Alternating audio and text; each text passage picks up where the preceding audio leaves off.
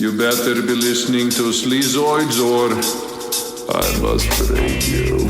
Big promotion's being announced today, and I think I know who's going to get it. The new president, big surprise, and Daly. What?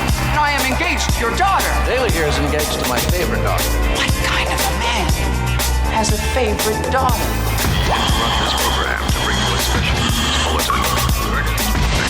Two accomplices escaped from a maximum security ward in Bellevue Hospital last night after brutally stabbing two nurses and a custodian to death. And if you do have a favorite, then you should label them favorite and not favorite. I swear I will kill you. Ah! Hey everyone, welcome back to another episode of Sleazoids, the podcast where we go down the rabbit hole of 20th century genre fare, from the most influential canon classics to the trashiest exploitation films we can get our hands on, and invite you to tag along in helping us create a canon of sleaze. Each week is a double feature grindhouse style where we discuss two films loosely related by subject, genre, actor, filmmaker, or franchise, and at the end of each episode, along with our honorary Sleazoids, which you can become by subscribing on Patreon. We're going cyberpunk mode. One with a very big film and then one with a very, very strange film. So join that sleaze. We decide on all the official ratings and rankings for every film that we cover. Patreon subscribers also get an on-air shout-out and 2 bonus episodes every single month, which we have been doing for coming up on 5 years. There's like 110, 120 bonus episodes, as well as our bonus transmission series where we talk about new release genre films. And so if you haven't made the jump to that, patreon.com/Sleazoids podcast. Speaking of which, we did have quite a few people make the jump this week, so we're going to give them their shout outs here. We had Dawson Martin, we had Max Barbie, we had Napalm Meth, we had Jared Cons, we had Daniel, we had Jindo, Andy Summerall, Claire Brown, Robin Verwedge, Baylor Thornton, Emma Chase, Thomas, Flower, something else, Kestutis Zalpes. I am so sorry, but thanks so much to them for signing up for an entire year of the show, which is something that you can do. We have an annual tier. You can get a whole year of the show for a little bit of a discounted rate. So thanks so much for doing that. We also had Noah Neal, Chris Gibbons, Connor Barkey, and Tobias Holden. So thanks so much to all of those folks. Hope you are enjoying those bonus episodes. We appreciate the support. Thank you. That's the one plug for the week. The other plug, as always, is Apple Podcasts and Spotify. If you were listening on either one of those platforms, and I see the stats, I see you listening right now on both those platforms. Scroll down to the very bottom, give us a good old rating and review down there. Helps us climb the ranks and find new listeners, which we, based on some of the reviews we've been getting, we have been noticing that happening. So give it a go. And the very last plug, as always, is merch. If you like the poster art that based out of Toronto horror artist Trevor Henderson did for our show, you can get that basically put on anything you can think of. And you freaks have thought of a lot of things. Pens, pillows, hoodies, posters, notebooks, anything you can think of. That's at the link in the description, as well as over at sleazoidspodcast.com. But that is it for the intro. Welcome back to another week. As always, I am your host, Josh Lewis, and joining me also, as always, is my co-host, Jamie Miller. Welcome back, everybody. Welcome. I think 2 weeks ago would have been the last time you folks would have heard from us, and over on the main feed, and we would have had a special guest, Emmett, also known as Poor Quentin from the Not a Cast podcast, on to, in honor of Heat 2 and Heat on 4K, have a little bit of man fever with us, and we discussed getting high on the action in the soulful, stylish world of undercover narco trafficking in both the pilot episode of Miami Vice called Brother's Keeper, directed by Thomas Carter, as well as Michael Mann's impressionistic, hyper-digital sort of remake, reimagining, readaptation from 2006. It was a big old monster episode because we hadn't gone mode in a while, and it was a lot of fun going back and addressing two very different eras, but of very obviously the same material. So if you haven't heard that episode, that was over on the main feed 2 weeks ago. Go check it out. And then last week, for the bonus listeners, we took a little bit of a left turn, and we wanted to go a little bit more old school exploitation mode a tiny bit. So we talked about deadly artistic frustration with a artist as serial killer double feature of John Brahms' kind of underseen, tragic, delirious noir called Hangover Square from 1945, starring Laird Krieger. Fantastic film, really, really underseen, and has a insanely fiery, very subjective style to it, and a very tragic ending. So definitely, if you haven't seen it, go check it out. It's not on Criterion Channel anymore, but it is out there. And we paired that with none other than Roger Corman.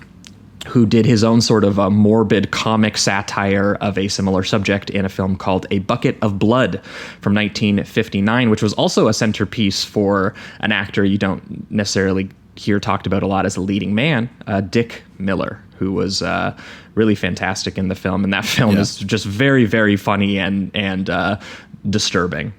Yeah, has its own sense of tragedy as well, regardless of how funny it can be. Absolutely. So if you haven't heard that episode, that was over on the Patreon exclusively last week for all the bonus listeners. But moving on to this week, we have a very special guest joining us this week who I've been thinking about trying to get on for a while. He's a legendary Toronto film programmer, producer, and writer who's helped push genre cinema and underground and outsider art at festivals such as Toronto After Dark and Fantastic Fest, and of course the Toronto International Film Festival, which is coming up soon, as the head of the Midnight Madness section, which does all kinds of cult and genre and action and sci-fi and horror. But he's also done indie film series such as the Laser Blast Film Society with friend of the pod Justin DeClue over at Important Cinema Club, who's been on before. And he is a co-producer on genre films himself, such as films that I think, Jamie, you might have even seen, The Void and Psycho Gorman. So that guest is awesome. Peter Kuplowsky. Peter, how are you doing? Pretty good. Busy times, getting ready for TIFF, Fantastic Fest, working on another movie. Releasing 2 other films, so it's a pretty full slate these days. Yeah. But doing everything that I want to be doing, so I'm feeling good. Absolutely. Thanks so much for making the time, because I know that you've been crazy busy, and trying to even find a time where you could talk for a couple hours was not the easiest thing, I think. Yeah. This month in general has been just nuts for me. Yeah. Well, thanks so much for joining us. Obviously, we've spoken a couple times at the monthly screenings that you've been doing, where you just program all kinds of stuff that we've done on this show, like Hellraiser 2 on 35 or Targets on 35, or things that we've recently seen. Midnight Madness has always been very important to me since I started going to the fest in 2013. I remember 2017 specifically. I think I did a double feature of Brawl in Cell Block 99 and Mom and Dad. And it was like an insane magical experience. One of my favorite times at the festival. I had no idea what either of those movies were going into them. But Peter, obviously, you are the genre guy. And so when we invited you on, we kind of had some idea what you were going to give us. But you still gave us a double feature I wasn't, totally expecting. So what 2 films have you brought with you this week, and why did you pair these together?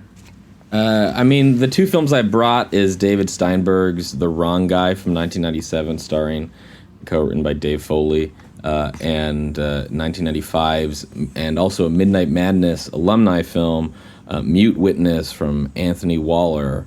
And really, I'll be honest, like lately, it's funny, if you look at my Letterboxd right now, it looks like I've watched 2 movies in the last 3 months, when I've actually watched like 400 movies. I just can't log the stuff that I'm watching for film festivals. But no, I was just my brain was just so fried, and I was just struggling to think about something that I had seen recently that I would be down to talk about, because I really didn't have time to rewatch something because my schedule's been so full on lately. So I immediately went to Mute Witness because it was a film that I had watched recently while researching titles that I wanted to bring to the monthly Midnight Madness series at Lightbox. So I'm definitely planning on bringing this movie on 35 at some point to the Lightbox. That would be fantastic. And then The Wrong Guy is a movie that I'm just always recommending to people because I think it's one of the most... I think both these films are among the most underrated, they're just really underrated 90s movies that I feel like didn't get enough attention at the time. Mute Witness probably got a lot more attention than something like The Wrong Guy. But, they've only recently shown up on Blu-ray. I think they're deserving more audiences. And if there's a thematic connection, they're both protagonists are people who witness a crime. And in sense, both movies, I think, are very self-reflexive and self-conscious in terms of how genre movies work, and they are very much there's a meta component to both of them, one through the lens of parody and the other one through the lens of pastiche. So absolutely, and there's a distinction I think to be made there. So I think I would start my I was trying to think of what I would start with, and I think it makes sense you would start with The Wrong Guy because it's lighter, and I think it leaves you feeling good. In my opinion, at least, I think it leaves you feeling like, yeah, I'll watch another movie. I had a great time watching that. And then Mute Witness is a little gnarlier. I also think that movie is leaves you pretty high energy. But it just makes more sense to me to put the horror film on the second half of the double bill. Absolutely. Well, I say let's do that, and let's jump into it here. Let's start off with Peter's first choice here, The Wrong Guy. Dave Foley. I must live in hiding, never able to rest, never a moment's peace, starting at every noise. What's that, I'll say? David Anthony Higgins. Tell the snipers to get in position. I can hear you! Sorry. Jennifer Tilly. Did I have one of my smells again? I'm guessing you did. And Com Fiore. He's getting in the way. I'm gonna get rid of him. In the story of a man on the run, The Wrong Guy. This doesn't look anything like me. No, it doesn't. It's me. All right, we are talking The Wrong Guy, the 1997 Canadian black comedy thriller directed by one David Steinberg and starring and co-written by Dave Foley of Kids in the Hall fame and David Anthony Higgins. And there wasn't a whole lot of writing that you could actually, kind of find about this film, which I think speaks to Peter's point that it was super underrated. But from what I understand, the script was originally inspired by a sketch, and it kind of does feel like an extended sketch in a lot of ways that Foley wrote during his days with Kids in the Hall, which is the Canadian sketch comedy TV series that aired in the 80s and 90s. So us being three Canadians, I'm sure we're all familiar, but maybe not everybody is. Some, I think, at the time, Americans tried to compare them to something like SNL, but they were more akin to something like Monty Python, I guess, where they had sort of like a legitimate satirical ambition. And, it was kind of less about doing a topical parody of the week, and it had more of that, they could have like a surreal and a meta and sort of a deadpan quality. Like in terms of sense of humor, I kind of think of them more in the realm of Norm Macdonald or like Stella or even The Simpsons at times than I do something like SNL. I think The Simpsons is apt because this film was also co-written by Jay Kogan, who is a veteran Simpsons writer. And when I first try to sell people on this movie, I say it's a live action episode of The Simpsons. Imagine a live action episode of The Simpsons from the era of Last Exit to Springfield. It was Jay Kogan wrote that episode, which is like one of constantly voted one of the best Simpsons episodes. But it really feels like this could have been a feature-length Simpsons movie, and you just supplant Homer in the Dave Foley role, basically. Yeah. Peter, do you? I'm assuming that you were familiar with Kids in the Hall back in the day. Is there any sketches that you just are always thinking about? Crushing Head sketch. Of course. As a little kid, like you don't even necessarily understand the nuances of sketch comedy to find that funny. And to quote it on the schoolyard. But I actually didn't watch Kids in the Hall that much as a kid. I actually think it kind of was a little over my head, to be honest. Yeah, when I was younger, same thing.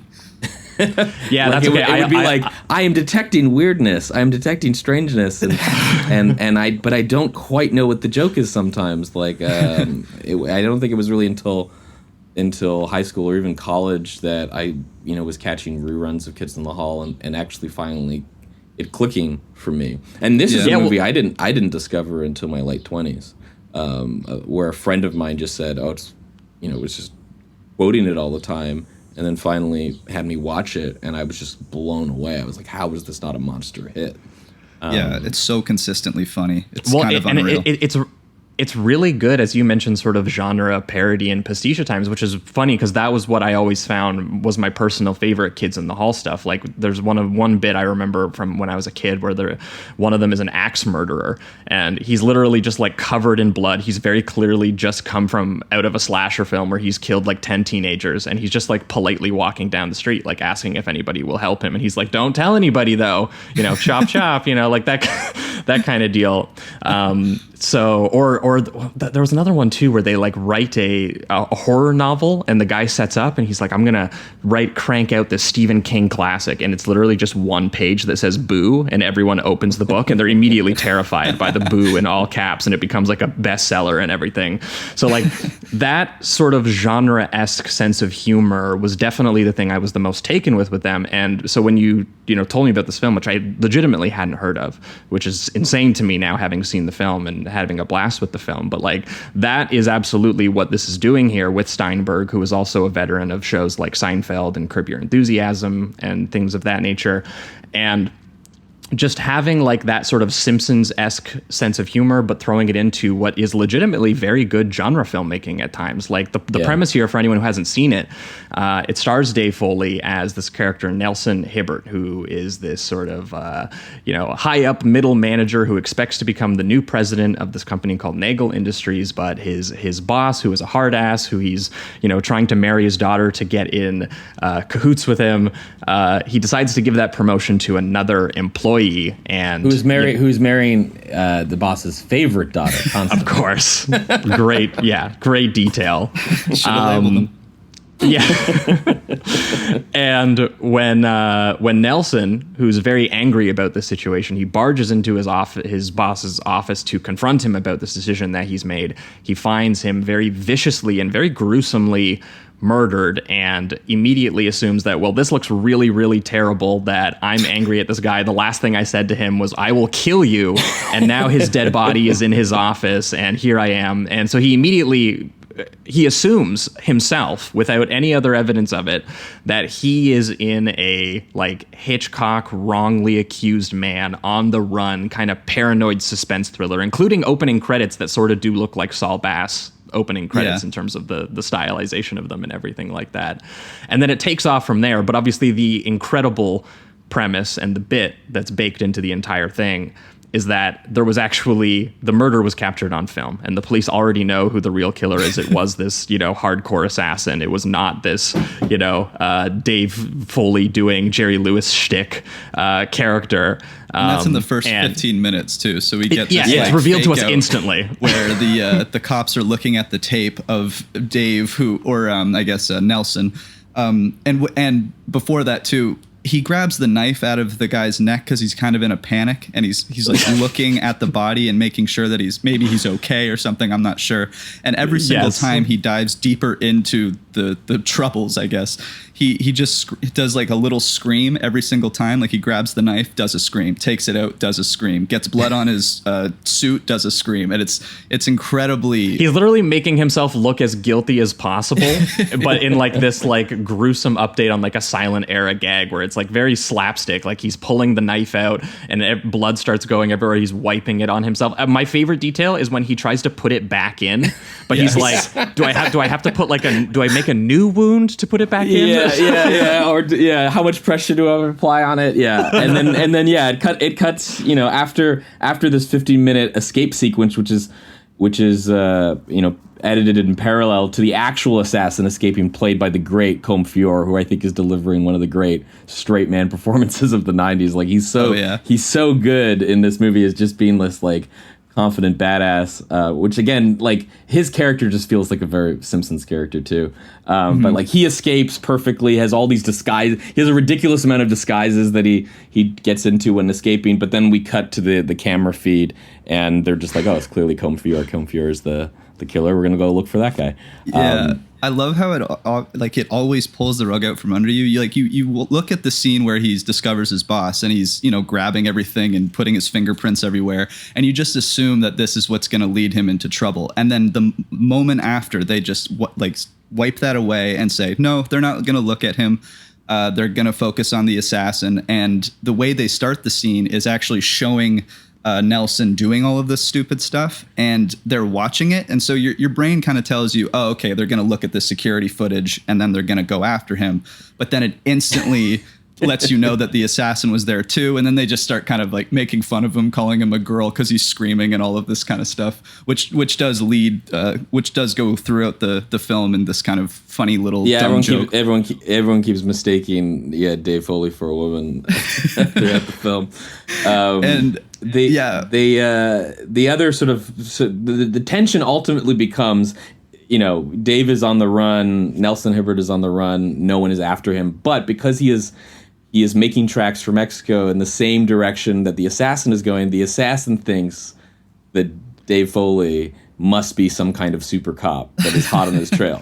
Yes. And so that becomes kind of the dramatic tension of the film, at least for the next half hour. That is definitely the most like Simpsons-esque element where you do have like a triple misunderstanding. like Comfior, who's, you know, like a legend of 90s film, like Face Off, The Insider, and you know, he's doing like a performance that almost feels like something like Lance Henriksen would do. Like he's a very, very tough guy, and very like he's from a completely different movie. He actually is the stone cold faced assassin from the serious thriller version of this premise. Right. Yeah. And he literally, due to like a hilarious like sequence of slapstick absurd circumstances, he genuinely thinks that this absolute moron is like his equal in a cat and mouse thriller, which just leads to obviously some incredible, you know, like genre bending sequences, like an entire like John Woo-esque action sequence at a motel that takes place where you literally get Combe like doing a like wired flip on top of a squad car while dual wielding in Dressed full as a slow priest, motion and everything like that. Yes. Yeah, dressed as a priest. I mean, that goes to it goes to what you were saying earlier with the Kids in the Hall. I think one of the things that did stand out about their sketch comedy was that, like Monty Python, there was a real attention to the aesthetics of the sketch. It's not just like this proscenium that we're going to, you know, watch a sort of sketch take place on. There's a grit to it. There's an attention to the production design and to the aesthetics of genre films and their various style. And sensibilities and iconography, and this film just nails that. All the way through. Like one of my favorite details is when Nelson constantly, no matter what he's doing, it's usually when he's talking to a woman, he starts to get into this very like lyrical and mysterious way of talking, kind of like he's narrating his own, you know, fugitive run, and it's always just like eye-rolly and cheesy, and he always gets cut off and never gets to finish it. How like that mangy Tom am I, never knowing the moment's peace. Yeah, or like when he's like trying to call the boss's daughter to let her know that he's like you know, just so you know, I did not kill your father, and I am headed to Mexico until I can prove my innocence. I'm a fugitive from the law, no rest or peace, and startling at every noise.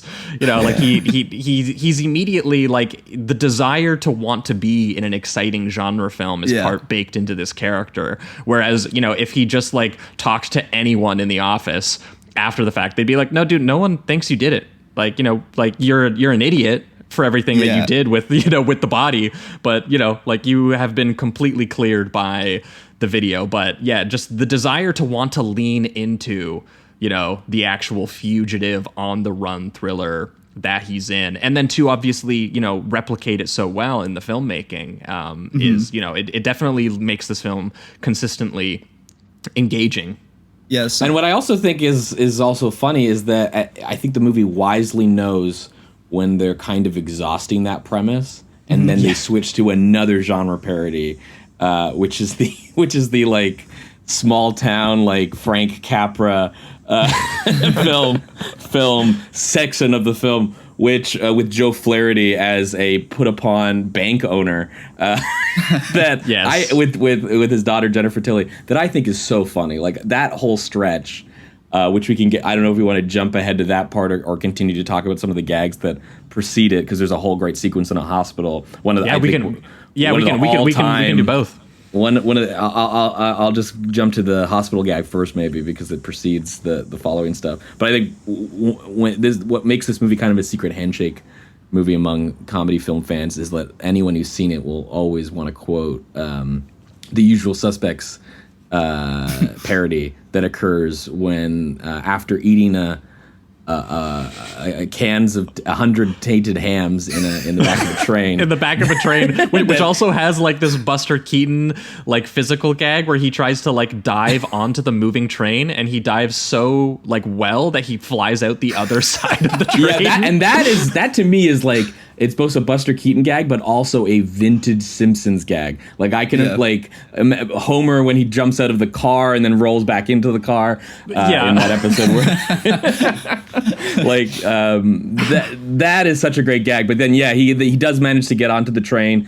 there's a bunch stops. of once it stops, and there's a bunch of tainted hams. Oh, there's a bunch of hams, and he eats them, and they're apparently all tainted, and so he gets found near dead and taken to a nearby hospital, where when he wakes up, they ask him for his name, and looking around the room, he says Jones, because he sees it on a medical document on the other side of the room, and then he sees a box that says Smith on it, but it also says Smith's Enema Bags, and he then says, "My name is Enema Bags Jones," of which the doctor immediately is like, "No, you're lying to me." And when he tries again, he just uses the doctor's name as his own name. So that is a classic. Straight she plays it, like she's just so tired of his shit right away. Like, just, "No, you're lying. That's my name." Yeah, you're simply lying to me. Yeah, just the straight delivery of it is absolutely hilarious. And I like that most of the time it shows that he's not being incredibly smooth whenever he's doing something to like hide from somebody or whatever. But there's one sequence when he gets out into the hallway where he sees this guy slowly walking with an IV, and it's like the one time he actually puts on a performance that's kind of convincing, but it's for nobody, because nobody's after him. And so it's just like these layers that keep happening. It's so funny. And then they do another rug pull right after that, where he's making all of this noise trying to steal this old guy's pants and shirt and whatever. And he's just like rummaging through hangers, and he keeps looking at him as if he's going to wake up, and then he just never does. So all of it, it's just, I love the setup of your expectation. It's a full on-screen minute of him like fumbling hangers and belts and pocket change. Yeah. And then nothing. He just gets out the door and it's totally okay. Yeah, and it's all to steal the outfit of this old man, which is ultimately makes him look like a 1930s paperboy. And so he's just like, wait, this actually doesn't work. So he needs to go steal like a different set of clothes anyway. Like, it's very, like, every single time you think you kind of have an idea of the movie that you're in with this, they always just find a way to, do a quick aside and derail itself and continue in a different direction, which is definitely like one of the more impressive parts of this film. Yeah. Yeah. And Nelson's character too is very funny, because he has this sense of like, a strange confidence to him, but he also is completely like in the beginning he is showing all of his insecurities. He's coming into the building, and he's talking to every single person, just going like, "Big day, huh? It's a big day, promotion day," and no one seems to care or even know who he is really. And he's still asking them like, "Do you think I'll get the promotion?" That kind of stuff. But he's doing it with this. It's like half confident and half insecurity, and he kind of balances that the entire run through, which is also very funny about his character. Yeah, he definitely has a very feeble Jerry Lewis, like, goofball kind of energy to him, especially when he's matched up against some of the more serious characters, which was the stuff that reminded me most of Lewis humor, where it was very much like the other characters are in a very different film, and he's just an absolute moron who derails whatever movie that they are in by not understanding where he is. And I love that his job, too, is he's the vice president of requisitions and non-human resources. Like, that's why nobody knows who he is. He's literally been given, like, just like a nothing job, and it has some of that sort of middle manager sort of office slackerdom / rage that was like every movie in the 90s was practically about that. Like, I did think a little bit about like Falling Down or Office Space in terms of where this starts, but what's amazing is how well it does rework itself into the 90s, like action and thriller and various genre pastiches that it's doing. Because I agree with Peter. My favorite element was when it finally was like, we have kind of exhausted the on the run elements of what we're doing here. Like, we're at the hospital, he's doing some of the fugitive stuff. They do have a very funny kind of like subplot about I think it's David Anthony Higgins who's playing the detective, who's trying and he's trying to take down the actual killer, but he keeps accidentally running into, because Nelson thinks he's guilty and is very clearly acting super guilty on his runaway journey. Everyone keeps calling them in, being like, "Yeah, we've got the guy." And every time they show up, they show up and they find, Nelson, who is not the guy that they're looking for, but being tailed by the actual killer, who thinks once again that he's being traced. So there's great scenes so of like pops up, Like, I think about that club tracking shot with David Anthony Higgins as like the schlubby cop acting like he's in a neo-noir. Like, you have like the straight up, like the neon lighting, the tracking shots. He's interrogating strippers, but the interrogation is, "Have you seen this man?" And she's like, "No." And he's like, "All right, that's that. No, that's the end of our journey. He's also just using his police expense budget to then stay at the strip club for a bit longer and just enjoy it. Like everything. Going to musicals. I mean, he's a real Chief Wiggum character as well. Yes. He's just like he's kind of like no interest in actually being a police officer. He just wants to spend their money. Yeah, like the one time I think he's talking to the stripper or whatever, and then he turns to his partner and he's like, "My instincts tell me we might get a lead if we watch these girls dance." And he does things throughout the entire runtime where he's not really doing cop work. Like he'll tell them what to do very briefly, but then immediately following some instructions to like get an escort or buy him tickets to a Broadway show or just Moby Dick the musical. Yes, which is also the credits music. It's hilarious. Yeah, they wrote the whole song. Oh my god, that's commitment to the bit. Of a tale, and it's told by Ishmael. That's what a great line. And like he has moments too where he's completely I mean he's pretty much lazy throughout, but there's this one part where, and it's played so nonchalantly, where he's just like, well, we're not going to find him, let's just give up. And then his partner is like, actually we found this new lead, and he's like, we got a lead, well, let's take it. You know?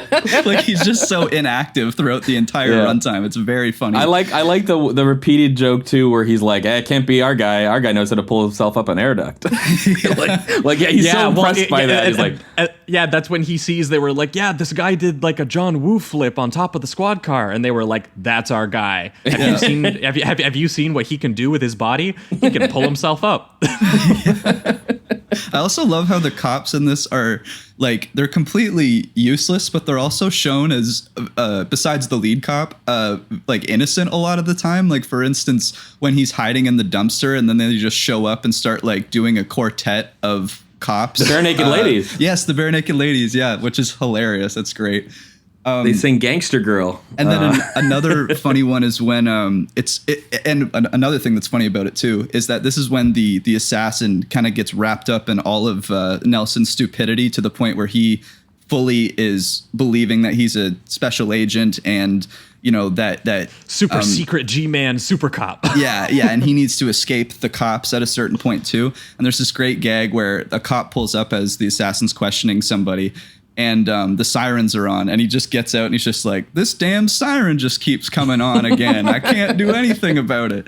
And he runs away, and it's just like, I find it so funny that the cops are useless, but they're shown as like these completely dumb, almost innocent bystanders of the whole thing. It's such a funny way to look at it. Well, there's a really great bit with the assassin too, where he is obviously he's dressed up, because one of my favorite bits is just how many disguises he wears. He definitely just is in the business because he loves wearing disguises. When he's doing his escape originally after the murder, he goes up into the air duct and then he pretends to be like a water cooler installer guy.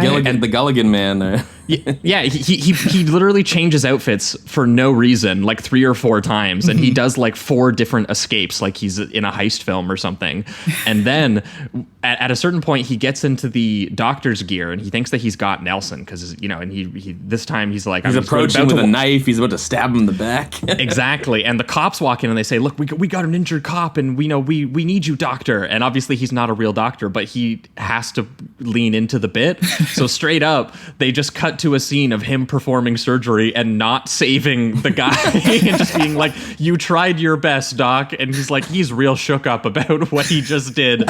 And meanwhile all they've done is like delay his pursuit of Nelson for like 5 or 10 minutes. So every time you think the movie has written itself into a corner, it always finds like a really silly gag to make its way out of that, which I think is when the movie transitions over into the It's a Wonderful Life stuff, which I will say was like the most surprising section of the film, partially because it's actually sustained for quite a large amount of the film. It's not like just a standoff sketch. It really becomes its own plot. And I also think it actually becomes a pretty successful romantic comedy. Like I think Jennifer Tilly and she's who plays awesome. the young woman that brings Dave Foley's character into this small town where he spends some time. Like they're a great couple. Like they're one of my favorite 90s couples. Yeah, they're very funny. And I mean, like Tilly has that very like cute presence to her, but then when you add on the narcolepsy of her like falling asleep randomly, it's just it's so funny, and it it just got me every single time. They do it in the It's a in great the best physical ways. performance, and I feel like the narcolepsy joke was like a kind of a tired joke in the 90s. Like there's a lot of comedies that did the narcolepsy joke. But I do think her performance really sells it, the way she just collapses into Nelson's arms repeatedly. Well, and it's always like hugely coincidental moments, like when she's opening a can of SpaghettiOs. Like for like just like, girl, don't be doing that.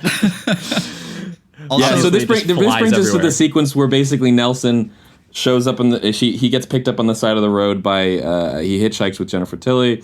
Ends up staying and a conspiracy theorist who was hilarious. Before that's a great small scene where he first gets picked up by a conspiracy theorist. I think it's Enrico Colatoni, who plays the creepy guy. Is his name in the credits. And he's a JFK killer conspiracy theorist who practices the no bullet theory that JFK's head just did that, which I think is what a line. Such a good joke.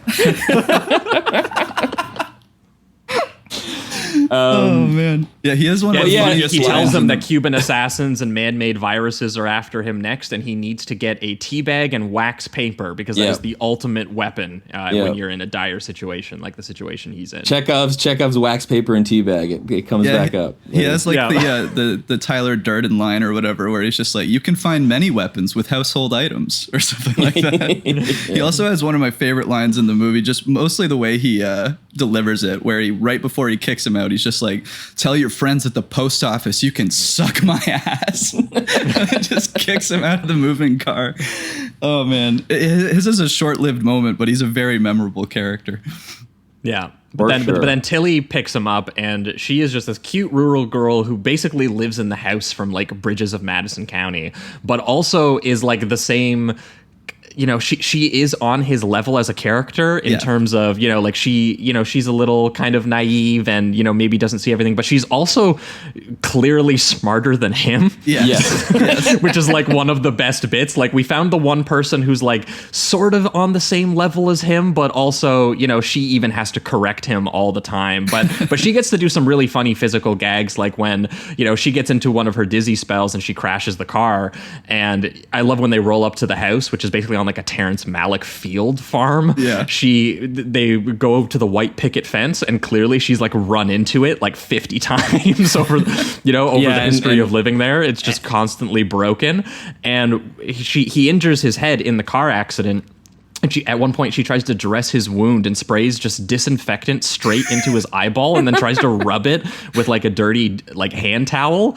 And she's like, oh no, I'm just making things worse, aren't I? And I love that even he wants to like comfort her a little bit. Yeah. And he's like, no, it's my eyes. They're just too sensitive to chemicals and filthy towels. Yeah. But this comes to a really great part too, where he asks for some ice and she says they can't afford any ice. And starts to cry, and it becomes and now we've entered the melodrama phase of the movie, and I just love how Nelson is so aloof in this moment, where he's like, it seems like you got a lot of problems in your hand. Well, I'll be going, and she's just given him like, you know, if we only had someone, we'd give them a place to stay, give them a job, and he's like, I'm just gonna head out, and then she has to kind of walk him to the concept of like, oh, maybe you could stay and this could be a place where you could hide out. Yeah, I love that he tries to pull off the like leading man heart throb kind of thing too, where he's just like, he's like, I'm trouble. I'm nothing but heartache. And he just like, he can't open the door. The undermining of his character constantly made me laugh every single fucking time that he tried to be really smooth or the conventional leading man.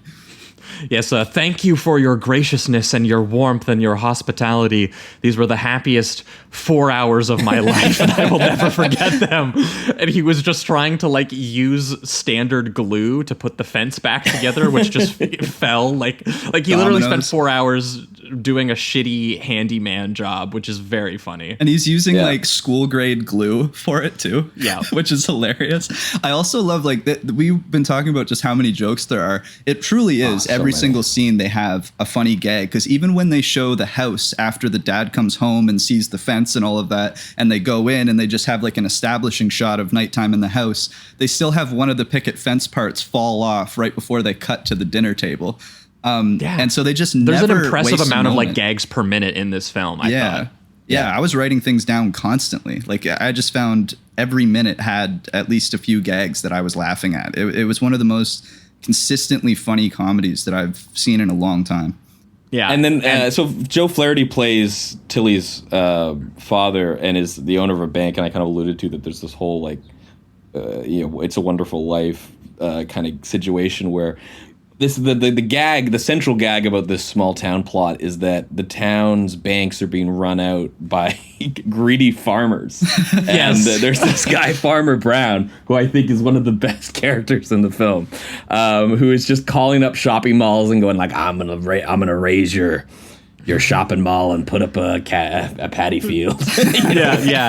Like all of those lines Pure and the way evil. that the actors lean into them, but like the way that it's shot, it's like it is really meant to be a melodramatic moment, and the characters play it seriously. Yeah. But it is just straight up like, I'm just a simple country banker who can't make ends meet against these low interest rates and federal laws and wealthy farmers who are trying to shut me down. And then when the farmers show up, they're like, it sure would be nice to tear this old bank down and plant me a fresh crop of corn. I think back one to of the my favorite broccoli lines- fields, Jedediah. Yeah, back to the broccoli fields, Jedediah. That's one of the best lines in the movie. Or also Joe Flaherty complaining about all the progress that has occurred in this town. Like they have a new chair and he just can't get used to the chair. Yes. I love that gag. But we're now approaching the climax because eventually Comfior shows up, the cops show up, and Comfior actually is able to kidnap both Nelson Hibbert and Lynn, the Jennifer Tilly character. And Comfior, as you guys mentioned earlier, like he's convinced at this point that Dave Foley has to be a super spy. Like that there's no way that Foley could be so consistently on his case if he wasn't some kind of super cop. Yeah. And we also know at this point too that the person who hired the assassin was actually the employee that got the promotion. Yes, Ken Daly. And I love when he sees him and he's just like, hey, I work with that guy. He's my friend. He's going to get us out of this situation. Well, that's and a great meanwhile, also Jennifer Tilly line too, is when he then finally puts it together that Ken Daly is behind everything. He's like, hang on a second, I think you're behind all of this. And then Jennifer Tilly says, Nelson, you solved the mystery. Which is he literally just grabs her and tries like walking away, being like, that's the end of this story. We figured it out. And like the assassin is still there pointing a gun at them, being like, what is going on? I love how another low key. Go ahead. Sorry, go ahead. Oh, no problem. I love how convinced he is that Daly's going to help him throughout so much. Like even when he says I think at one point he says, I'm going to kill you too, just straight up. And he's like, no, you're going to save me. And then hugs him. Like he just cannot believe that his co-partner or business partner would do this thing. And it really builds into his naive and stupidity rather than him just, feeling good about people. He's just a total idiot. But I love the commitment to it. It's so funny. I also love before this part where him and Tilly are gonna like go on the run together and live a new life or whatever. He has to call his fiance and tell her about Tilly, and he starts getting into these like extremely loving details about Tilly's character, which I just found it's like, this is probably not the thing you want to leave on your fiance's voicemail. But what I do find funny too is that you never see this woman, this fiance. Mm-hmm. So it comes off eventually as if she doesn't even give a fuck, which is also very funny. Yeah. It just implies it. It never shows it. But just these constant phone calls he's giving to her as he's like telling her he's on the run and then going to go leave with another woman. He gets no feedback whatsoever. And it's very funny to me. Yeah, and I love how much of this finale is dictated by how just annoying he is to the assassin. Yeah. Like that is the majority. Like this is just, he's kidnapped these two people, and he's being like, okay, if this guy's not the super cop, then whatever, they're my hostages, and I'm going to use them to escape this altercation with the cops, and I'm going to get away. But Foley keeps just undermining him and annoying him in like these ways where he's just like, he's doing the scene where he's got both of them at gunpoint and he's taking them into this giant like mini golf finale. They're going inside a Statue of Liberty like miniature on a bigature on a mini golf course. That's like the secret hideout where there's apparently an underground path to Mexico that they can take. Right. Yeah, but he's doing the thing where he's walking these characters in public, and he's like, you don't say anything, don't try to run, or I'm gonna kill you. And Dave Foley just like smirks at him. He's like, what about signaling people? And he's like, yes, I will kill you for signaling. And he's like, but you wouldn't have said anything about signaling if I didn't. And then he just, I think he that's might be the part where he punches Dave Foley out and begins to carry an unconscious Dave Foley. But then at a moment, Dave Foley says something, and he's like, wait, you're awake? And he's like, yes, for a while now. And he's like, I've been carrying you. I thought you wanted to. Yeah. Oh, man. That's the thing about this movie. Good. You could really just go through and just list gags like that. I mean, you could dedicate a whole podcast to that, like of just listing great gags. There's so many zingers. The whole hostage negotiation standoff where the cops it's great. Do end up showing up. The cops stealing an old man's scooter and cotton candy to get to the scene. And he just pulls up. Yeah. Everyone else has their guns like drawn, ready to go against this huge assassin that's been killing people and everything.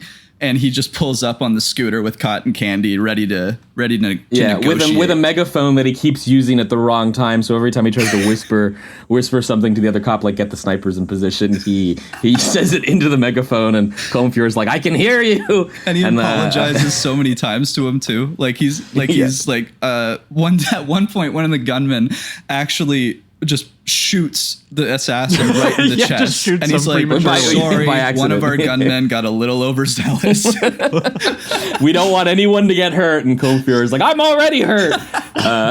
They're just portrayed as just completely incompetent, and it's absolutely so funny. Yeah, well, and I straight up when he's doing the negotiation with the cops, with the hostages up there, and he figures out that he's like, hey, I've got a super cop up here, I'm going to kill him. And they're like, do you have a third hostage? They're like, very clearly you're just holding two idiots. Like, we don't understand what's happening here. And then he's like, okay, there has to be a way to help everyone out of this, And the cop goes, give yourself up. And he's like, how does that help me? And I love that he immediately goes back to David Anthony Higgins, who kills the delivery. He's just like, I don't know. And then he literally get the snipers ready. He's like, hey, I can hear you saying get the snipers ready. Yeah. And then or when Dave Foley's like, and get a chopper, and then Colm Feore's like, get a chopper. Wait, what? Why do we want a chopper? And then he's like, the chopper's been ordered. No, send the chopper back. We can't send it back. It's already on its way. Yeah. Let go of one of the hostages and we'll cancel the chopper. That spin on the helicopter wanting the helicopter is just unbelievably funny. I thought that was such a great little straight parody. Up he's like, wait, why do I want the helicopter? And Dave Foley is straight up like, I've just always wanted to ride in one.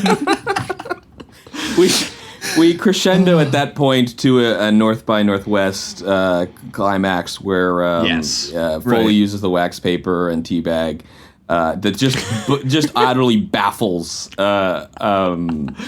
the Colm Feore, and Jennifer Tilly's able to push him off the Statue of Liberty, which is framed and composed as if it's very high up, and you have this moment where he's kind of about to fall, and Nelson tries to save him, but the coat that Colm Feore is wearing rips, and he falls, not to his death, but to his to the pain of falling on his keys, which I think is what he says. He's like, I landed on my keys, which is a dumb, very low hanging fruit joke. At this point, it kind of deserves it. It's like it earns that joke, I mean, it then ends with a straight up Kids in the Hall lift, where the Citizen Kane Psycho gag, where a character is trying to think of something that's quite obvious, and the person keeps telling what he's trying to think of, and he keeps going, no, something else. And here it's with the word epiphany, and we kind of end on this moment of initially Dave Foley saying that I guess he's gonna go on with his own life, and then Jennifer Tilly's like, or I could just we could just be together, and he's like, oh, okay, and let's do that. And they embrace. She straight up goes, I guess you'll be taking your $1 million reward and leaving me forever. And he goes, oh, okay. And then he just plans that that's what he's going to do. And then she comes back and she's like, you don't have to do what I just said. Like, I was very clearly leaning into you having the romantic moment where you say, no, I want to settle down with you and your dad. And then he does do that. And she goes, well, I don't want that. Let's go to your fucking shallow Cleveland life. I don't want to live with my dad or do the banking stuff anymore. Like, screw all of that. I love how very funny that even to the end, it's subverting the big romantic ending, and the last shot is her fainting and him having to drag her body out of frame. Yes, and that's like onto their new life during the usual sort of like crane pull out kiss moment, and it's just him just dragging her body away. I love how they take a good 1 or 2 minutes after he leaves her initially to kind of sink you into the feeling that he might not actually come back, which is very funny too. They really commit to that bit. But yeah, this is a unbelievably funny movie. This has become now one of my like favorite comedies. I'm definitely going to go back to this and show people, because it's unreal how consistently funny it is. Every gag made me laugh. Yeah, and every genre parody. Like, I couldn't believe that really because when they were doing the Hitchcock one, they are doing like a deep cut Hitchcock reference as well, because it's not just North by Northwest, it's also Saboteur. Which is that movie literally ends with the guy hanging off the Statue of Liberty with the exact same shot, but it's like this mini golf version of it. So the wood just breaks and he falls like 5 feet and he goes, ow, I landed on my keys. And like that's like the big dramatic ending to the film. But yeah, this was, I thought, really fantastic, and pivoting, I think, towards the reductive rating round, which for you, Peter, is where we remove all the words and all the nuance and reduce the movie between a number between 1 and 5. But it's also kind of become final statements or final lines if there was any short gags that you wanted to throw in there at the very end. For me, this was a very, very solid to maybe even a high 4. Yeah, it was exactly what you'd expect from hearing that a Curb Your Enthusiasm director linked up with the Kids in the Hall and Simpsons writers to do an homage to On the Run thrillers. But I was just like blown away at how really well executed the actual 90s action thriller elements to it were. Like, there are these, really fantastic like crane shots and Dutch angles and like sweaty close-ups, intense push-ins at the right moment that actually work as like film critique as well, like getting you to think about the way that you watch those films in the self-reflexive way Peter mentioned in the opening.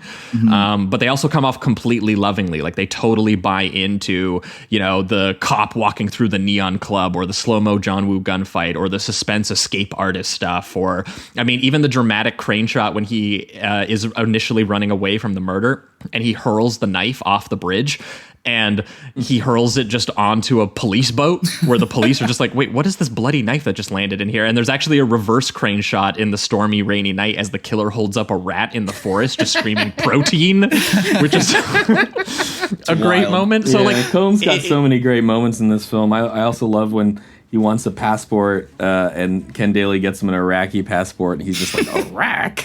It's like, I wanted Swiss. They didn't have any.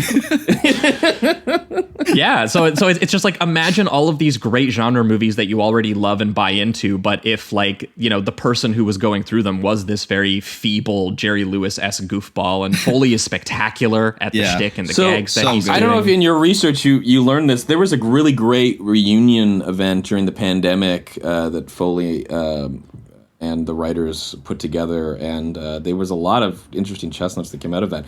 Jim Carrey was supposed to be in this, and this was supposed to be a much bigger movie. It was going to be like a $50 or $60 million movie with Jim Carrey. More people would know this movie if that happened. 100%. Sure.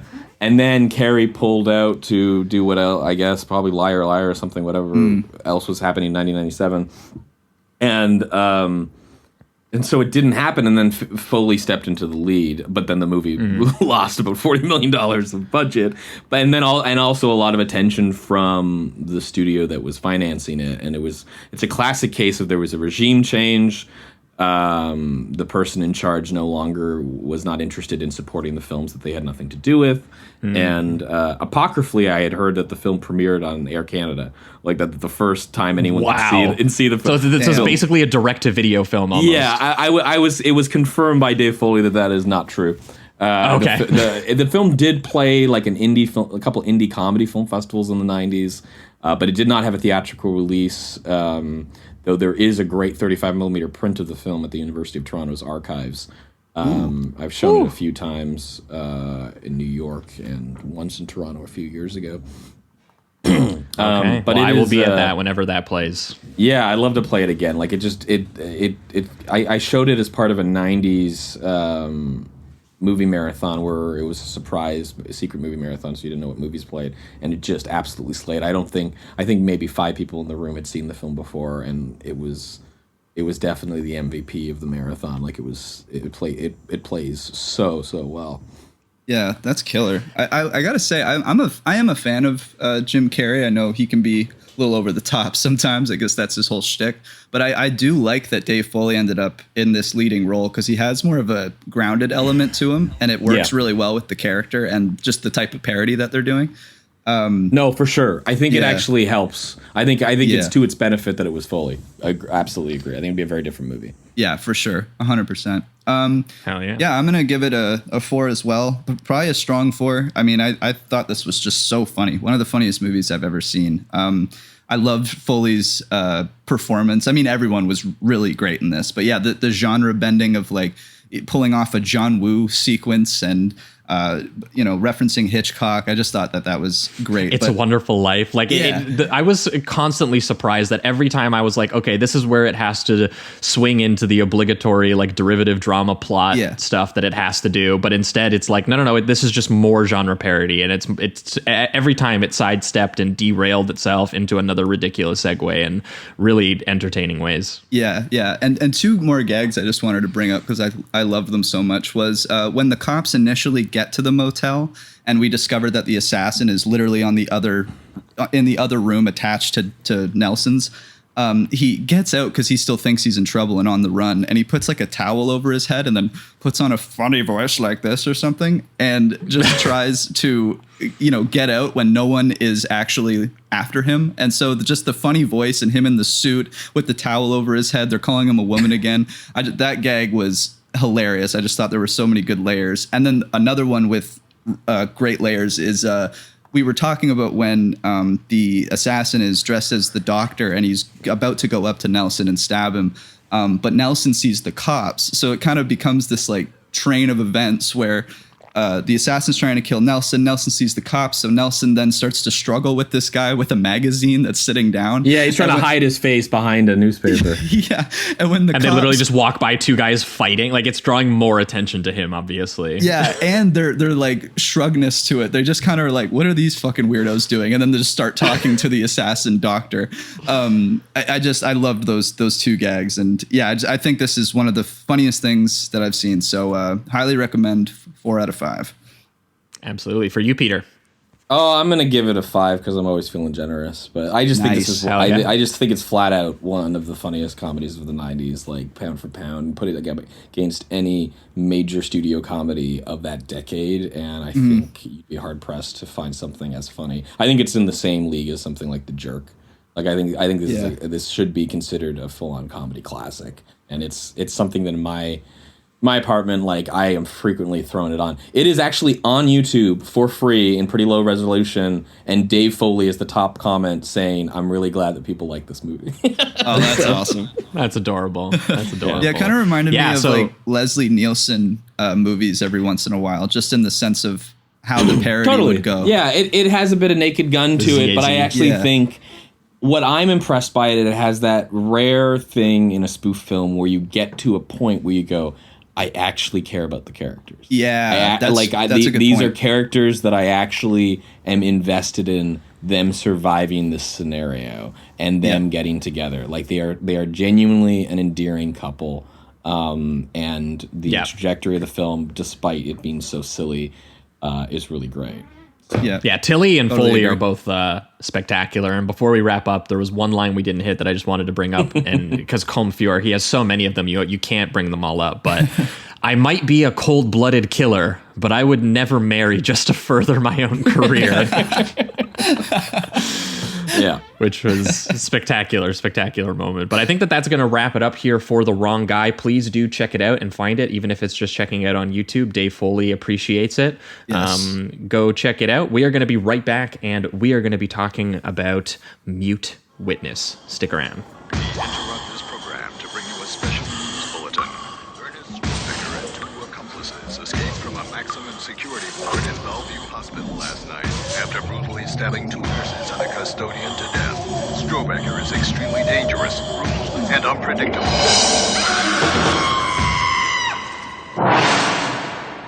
It's not over yet.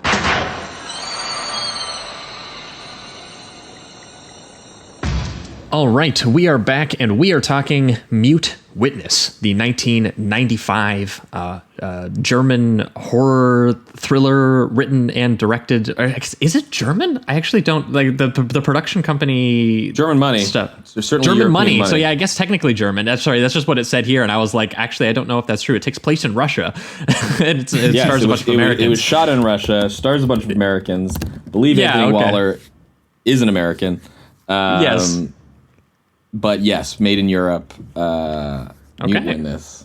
Yeah, so this was written, directed, and produced by Anthony Waller, and I believe in a debut feature situation here. And all I know about this guy is that he came out the gate with this, which is a genuinely pretty remarkable piece of like suspense craftsmanship that I would put up there with like the level of excitement that was generated around, Shyamalan around this time.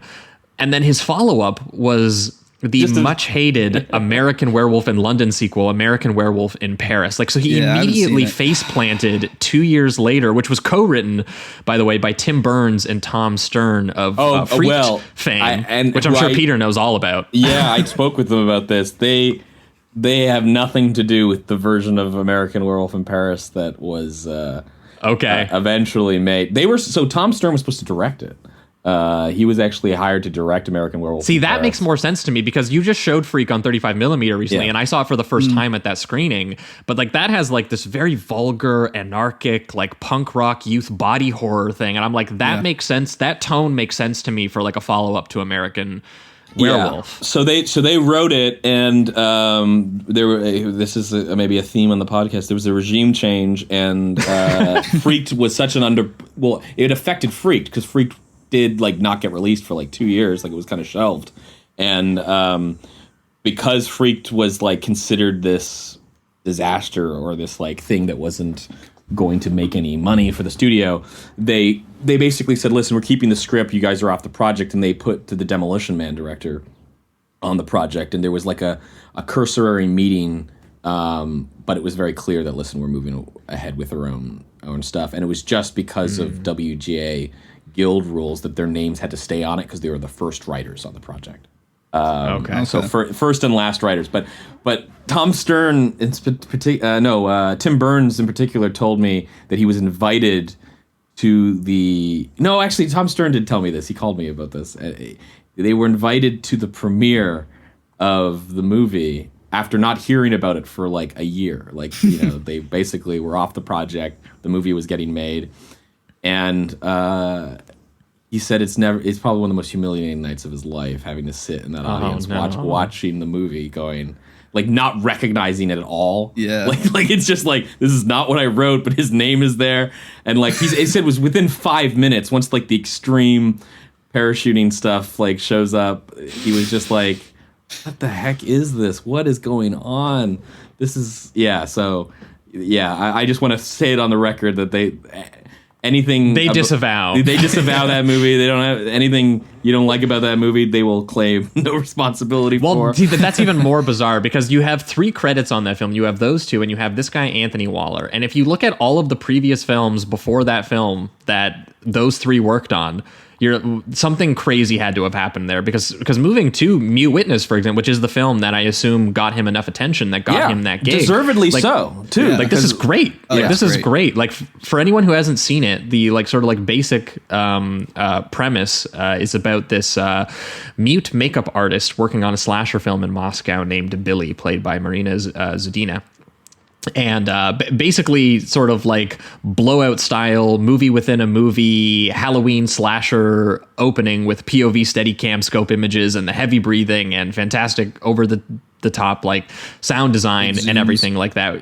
We get into, the actual set life and studio life working with her. And then one night while she's working on this film, which is directed by her sister's boyfriend, Andy, who's played by Evan Richards from Society, she finds herself trapped in the studio and in order to try and get out, she finds a couple of other people who happen to be working on a film after hours and finds out that those people are actually working on a snuff film. And she witnesses a live murder and snuff film being made. And then it basically just turns into, like this very lean meta thriller / like gruesome cat and mouse suspense machine piece, operating like somewhere between, again, sort of like De Palma-esque. You think a little bit about Blow, a little bit about Body Double, but I also thought about like Larry Cohen's special effects as well. And obviously some of the self-reflexive stuff that you would get later in stuff like Wes Craven's Scream films and New Nightmare, and a little bit of that. And it gets a little bit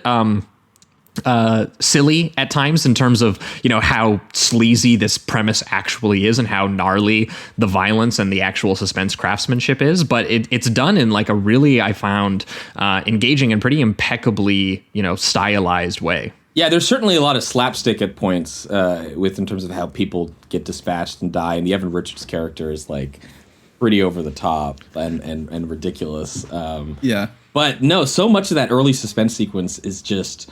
Like, I had always heard of the film, and then I caught up with it earlier this year when going through the Midnight Madness catalog of films that had premiered at TIFF, and I was just like, damn, this is just a banger midnight film. Like, this would have just played through the roof. And it is a film that's a bit difficult to summarize because it really is pure... momentum. Like, it is just a series. I mean, it's certainly somewhat similar, I guess, to The Wrong Guy. The Wrong Guy is a series of gags. This is a series of gags in the other sense of the definition. Like, it's just a series of suspense set pieces, some indebted to other movies, some I think are wildly original.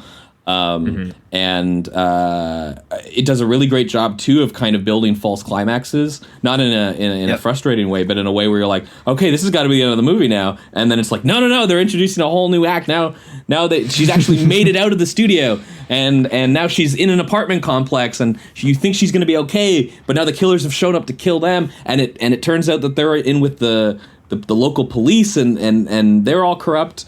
Which I also think has a meta component as well, because apparently this film was actually made by actually paying off the Russian mob while they were shooting, and that their equipment was also held by customs as they went into the country, and they had to apparently bribe customs officials to let them bring their equipment into the film. Like, it seems like how crazy the filmmaking experience for the characters in the film is. There's a bit of that happening in the filmmaking itself. Yeah, which is really cool, because this film does kind of have a little bit of like that low budget chintz at times. Like some of the music that they did for the film can be very very minimal and kind of exaggerated and kind of goofy at times. But there is like a really, really impressive just control of space, sound, and geography. Like the opening probably, I don't know, I gotta say like 30 or 40 minutes or so. Yeah, like I was just like absolutely blown away, because obviously you start with the opening, movie within a movie stuff, which is very, De Palma, both funny and very, like there is a slapstick element. Like I do love the actress who the director, due to a language barrier, because the cast is all Russian, the director told her to like do it bigger, like do this death scene bigger than she did it the previous time.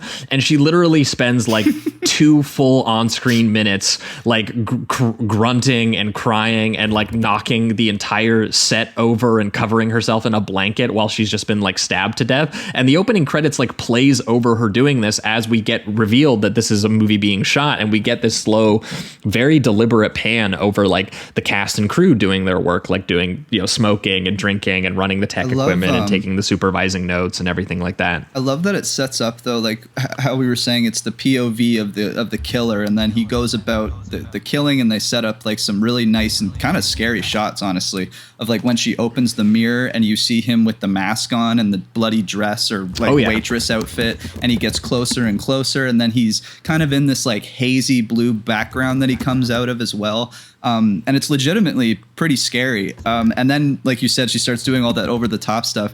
But I like that at first when they're panning, it looks as if the killer, who's now just playing, like he's just the actor, but you don't know that yet, is just sitting down and enjoying like her giant like death sequence. And then until someone lights his cigarette from like off camera, and they're like, he's clearly chilling out on the side while they film the rest of the scene now. Yeah, exactly. And every time they introduce a new person, at least initially, there's this kind of like music jump as if someone's going to get killed or something violent is going to happen, but it's always just a cigarette's lit, some guy hands him a flask.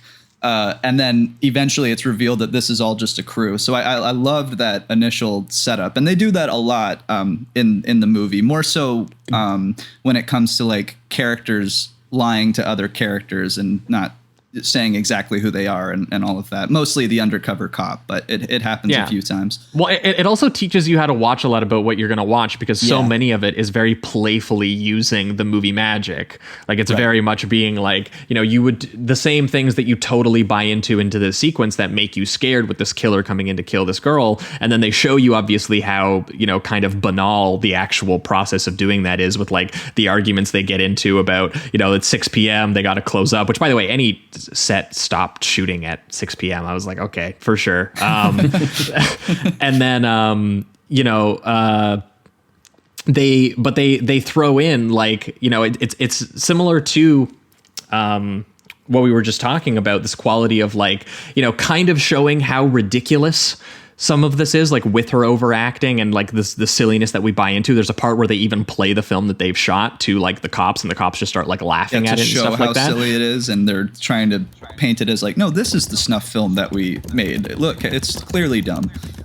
Yeah, but then still buying into it anyway because of how good this like actual craft is, like the actual camera moves and the POV tracking shots and like the voyeuristic elements of it, and even just like, the high angle like spying imagery and the moody nighttime blues that are coming in from the windows and everything like that. Like it's just, she finds herself basically in the kind of cheap movie that she would be making, and it is an incredibly thrilling experience to watch her, because like the opening, like again, after that opening sequence where we get an idea of how the studio works and who's shooting what and who's involved in this production, it does just become like almost for the first half like this one night chase sequence. Yeah, and it is like silent, spectacular. like dialogue. I guess I don't think we've mentioned too that. Have we mentioned that Billy is mute herself? Like yes, I mentioned it just briefly, but yeah, like the movie very much uses that as a tool to keep upping the tension. Yeah, she can't call for help. And there's some really cool uses of it. One in particular that I remember is when she's seen the death scene, which we'll get to. But she's hiding behind like a bunch of trash bags, and then notices the head in the trash bag that's kind of clear and transparent when the light shines on it, and she lets out what would be a scream. Like her mouth does the shape and her face contorts and all of that. But instead, because she's mute, they have this like score that kind of does it for her a little bit. Mm-hmm. And it was one of my favorite moments of just kind of her expressing herself.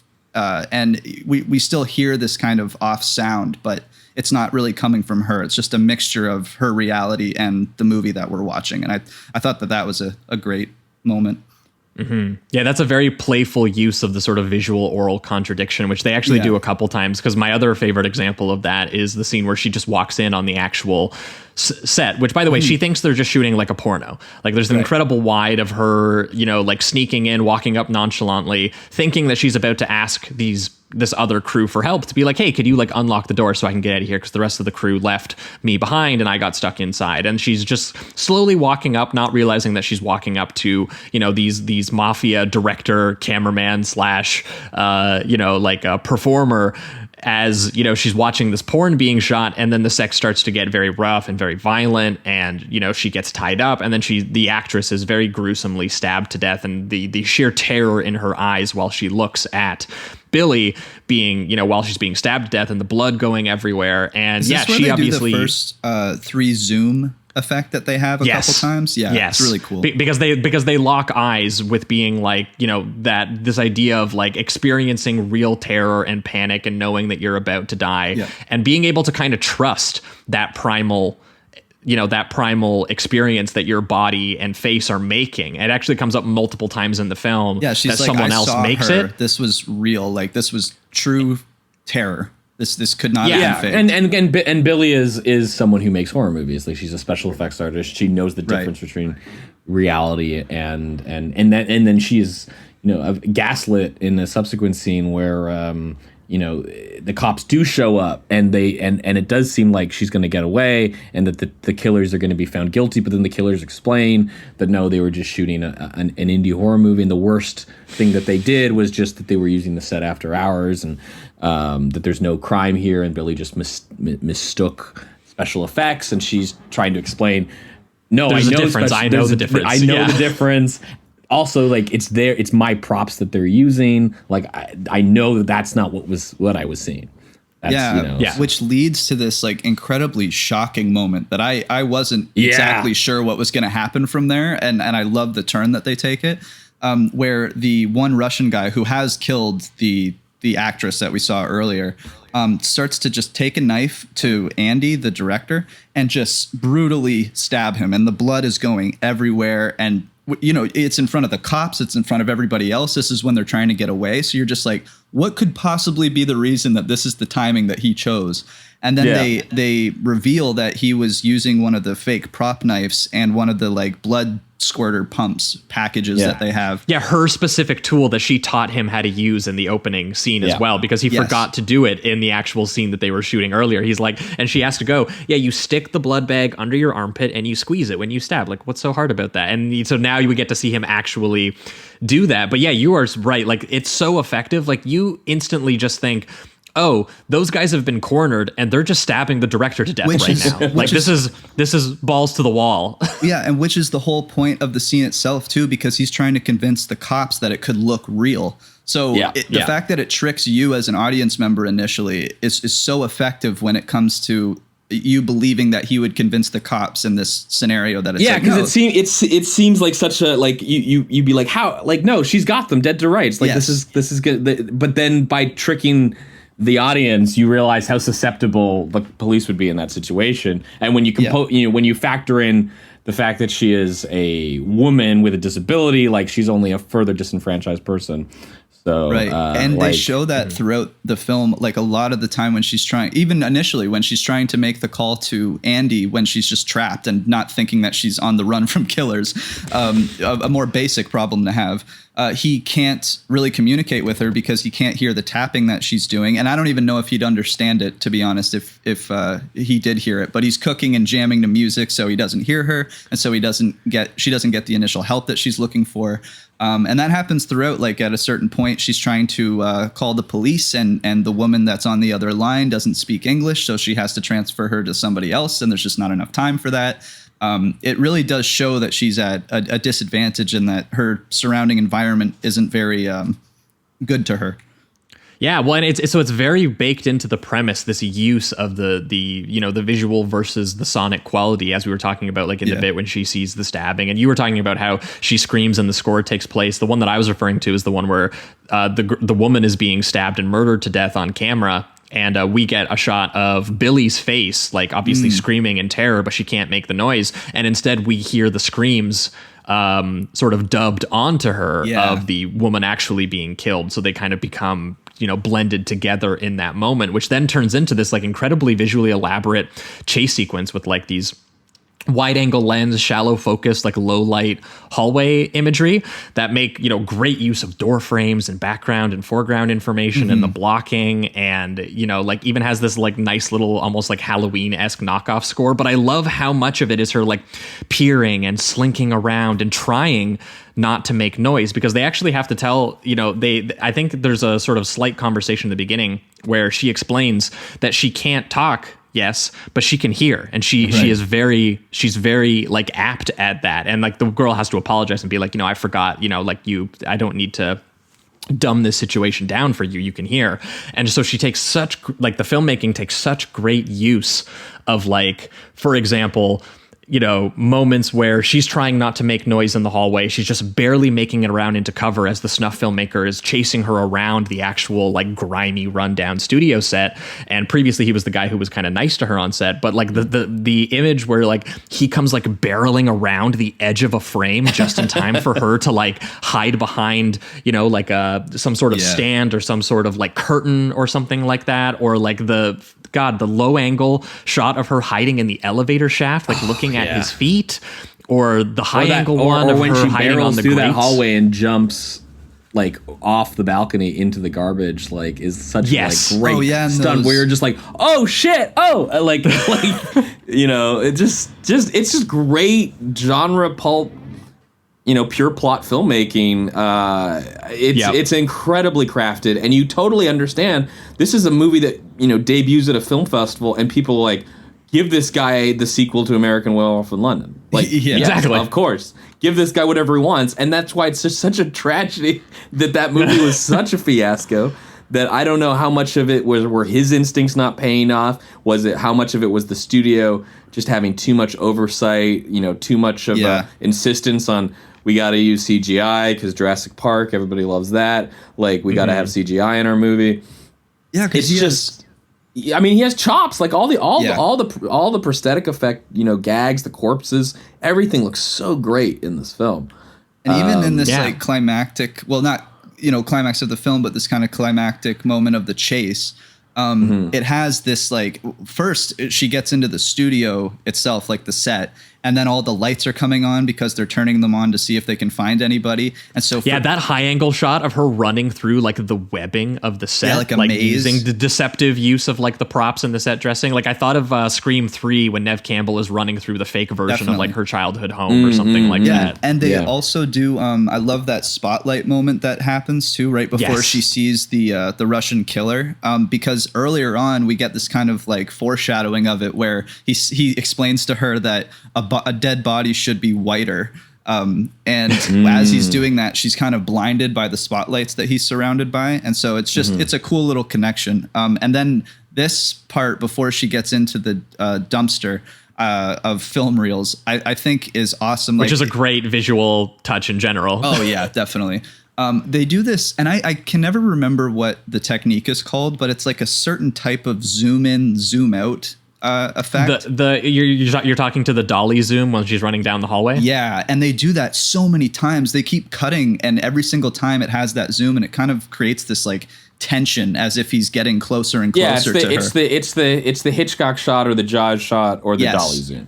Yes, that's exactly it. And I think he does it like 4 or 5 times before she's pushed over into the dumpster, and it's just a great little crescendo of effects and filmmaking until that point. It's all awesome. and it's kind of all crescendos. Like this movie just keeps. And I even find the cutaway stuff like works pretty well. Like there's all those cooking gags with Evan Richards. Or like the neighbors that are annoyed by all the noise. Well, how much it builds and how much it comes back to the things that it builds was the thing that impressed me the most. Like they introduce at one point like a subterranean bricked layer, almost out of like an Italian horror film for a little bit, where it has like this almost like ominous descent quality. And then it's revealed that they threw the body into that fireplace, and like the skulls, we later see the skulls like charring in there as they kill the janitor who finds it. So and then that's our explanation for how they hid the body that the cops couldn't find.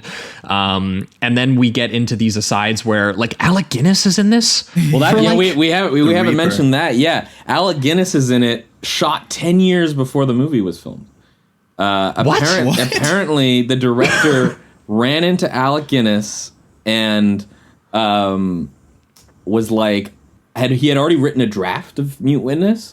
This was back in 1985, and I think he was in Hamburg. He met Alec Guinness, I think at a hotel. It was just totally by chance, and he basically pitched the movie. He said it would be a small walk-on role. Would you do it? And Alex said he was interested, and he would do it for free. He wouldn't take. He was like, yeah, I'll just do it for free. But he said, I'm fully booked right now. I don't know when I could do it. And also, Anthony hadn't even like gotten the money to make this movie yet. So he said, could we do it tomorrow morning? We'll just go to a parking lot and shoot it in there. And so it was That's crazy. those shots, and apparently it was only one shot, and you see Alec Guinness 3 or 4 times, but every time else you see it is him either reversing the film to just extend it a little longer, but it was just him working with like this minute or so of footage that he had of Alec Guinness. That's crazy because I didn't even notice. Yeah, no, it's seamless. It is The other times seamless. he's kind of like silhouetted and stuff, and I didn't realize that. So it could have just been like a double if you see other people within the scene. Because I think the only time you see Guinness is when he's got like the kind of zoom in close up and he's delivering his very ominous dialogue. Yeah, he gets to play this wealthy sicko financier who backs the snuff operation and is in charge of this sort of exploitation of precarious female immigrants, tricking them into making porn for money and then murdering them on camera. But when he rolls up, he just rolls up in like this like vintage car. He's completely like silhouetted until he leans in, and he gets to do like, what a great voice, obviously, but he's like, "Did it go smoothly?" And he leans forward into the light just in time for them to be like, "Wow, this guy's actually pretty, he's pretty intense. We should, maybe get rid of this girl who happened to be a witness to, everything that we just did, even though the cops don't believe her or anything. Like, it's just kind of a loose end that we don't want to deal with," which then turns into its own whole section of the film of like literally just trying to kill this makeup artist and clear out any issues that they might have with their with their operations moving forward, and that turns into like an extended like apartment set piece that feels like it also goes on for just as long as the chase, pretty much. Yeah, and there's some real great like Rube Goldberg machine stuff that happens in this sequence in terms of people slipping and guns going off in the wrong direction and shooting other people and. A lot of fun. And this is where it also becomes a bit of like when this conspiracy kind of gets, and this whole like trafficking ring gets sort of exposed. There's like the undercover cop, which also I think is a great sequence because you're like, I don't trust him. They're like this seems like another ploy. This seems like another layer of deception. And they do it about 3 times or something too. They keep just pulling the rug out from under you.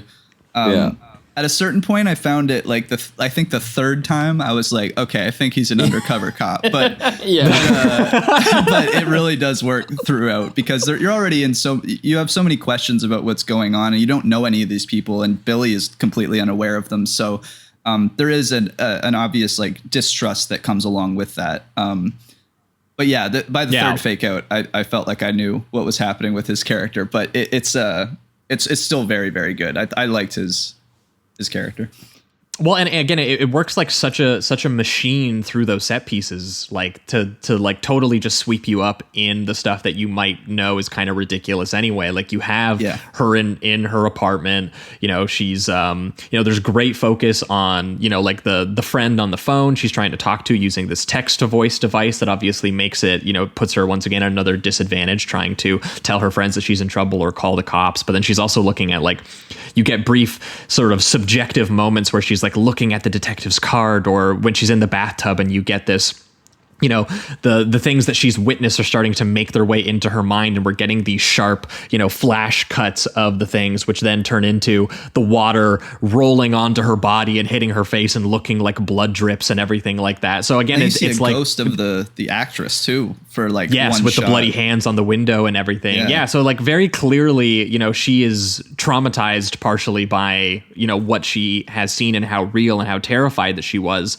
and the film just loves to build that suspense and terror to an unbearable quality. And like the basic premise of how it formally is matching this character is that it keeps building that, and it just never gives you the relief. It's half the time it's a fake out, half the time it just like never comes. And even when it ends, it still ends on like this moment of there's a tiny bit of like we got away with something, but there is this quality that I feel like it just constantly builds and builds and builds and builds, and then does not actually give you the relief, which is like an incredible way to sustain suspense for as long as this does. Like as they start barging in with like their feet and their bolt cutters at one point, and as Peter mentioned, the Rube Goldberg quality of like just constant action and reaction. Like I love the bit when she tries to flash her neighbor like Rear Window style to get his attention.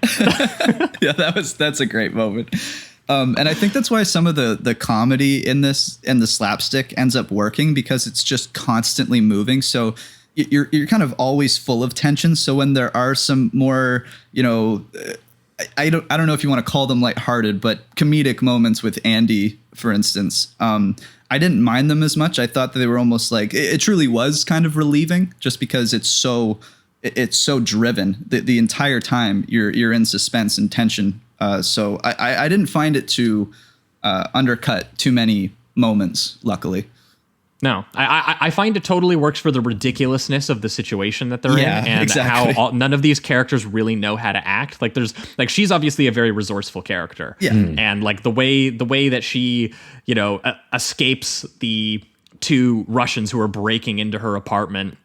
And, she's like throwing knives at them, and there's like full stunts of like diving through glass doors, and she ends up electrocuting one in the bathtub. I mean, this was a movie that was initially intended to be shot in Chicago, and then the director moved to Russia when he was like, I probably can throw actors through things with a lot more ease. Like it's one of the Grady Hendrix once said, if you want to find the future of action cinema, you go to where life is the cheapest, which is kind of a disturbing sentiment, but it's kind of true. Like you kind of like, I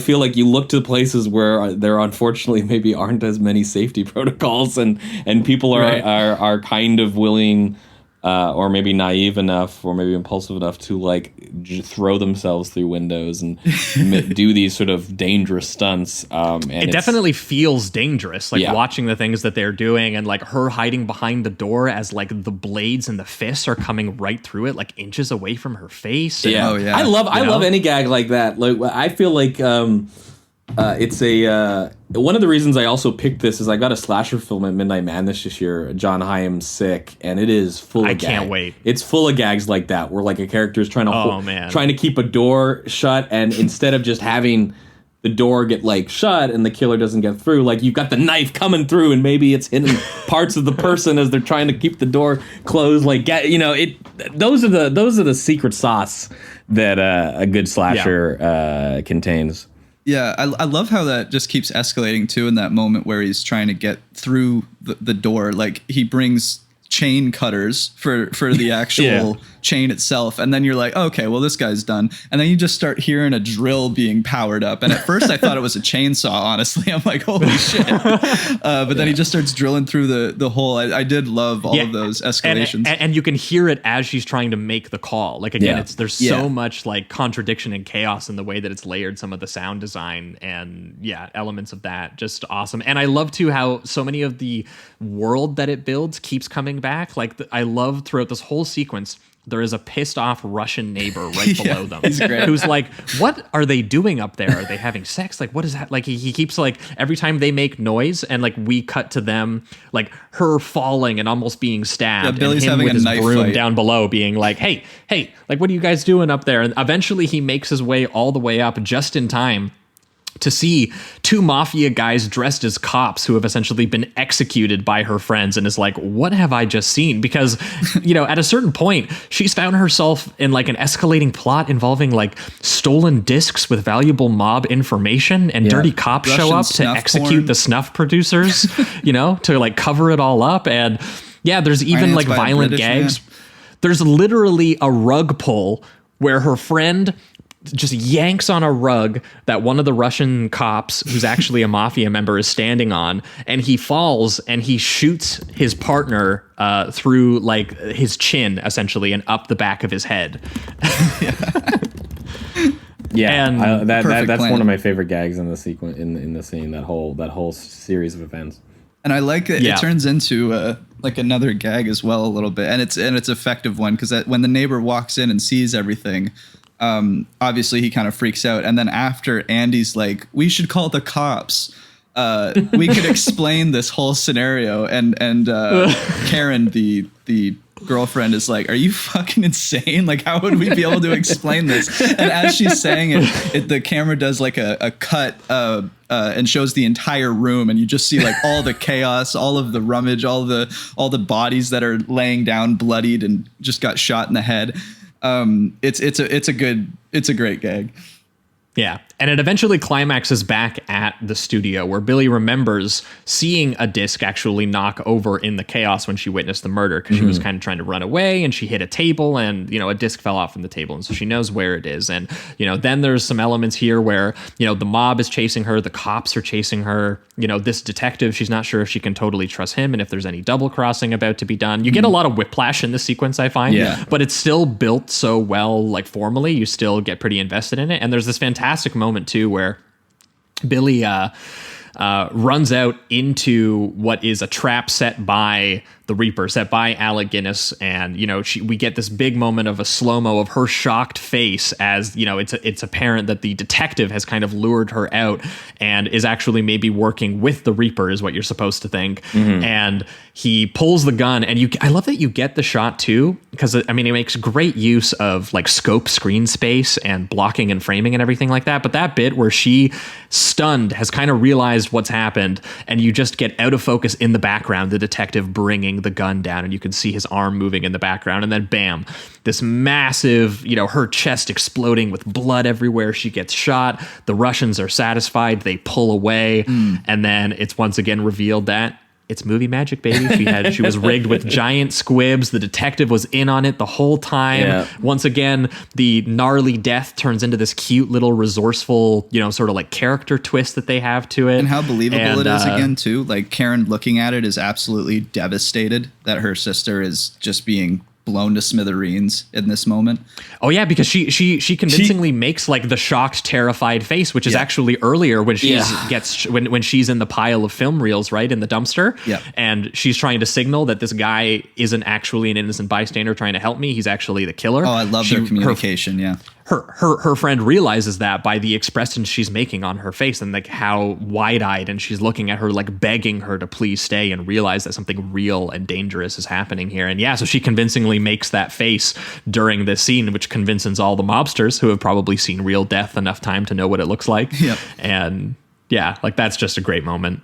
And I love that they kind of they bring it back one more time too, because they show Andy as like completely incompetent, really, as a helper and director in a sense. But at one point, he has the trigger that would burst the chest, and he's using it. I think they say a line something like, "Did we take care of all the Russians," or something like that? And then they go, "I don't know why the Reaper didn't take the disc off me. Like that feels weird that he just left and like that was it. Like that felt too easy," is kind of what they're suggesting. Right. And then out of nowhere, before you even see Andy use it, Billy's chest just bursts again, and you get this big scream because everybody's scared, and you think, "Oh my God, like a sniper just took her out." And then Andy just apologizes, is like, "That's my bad. I fucked up. I pressed the button here."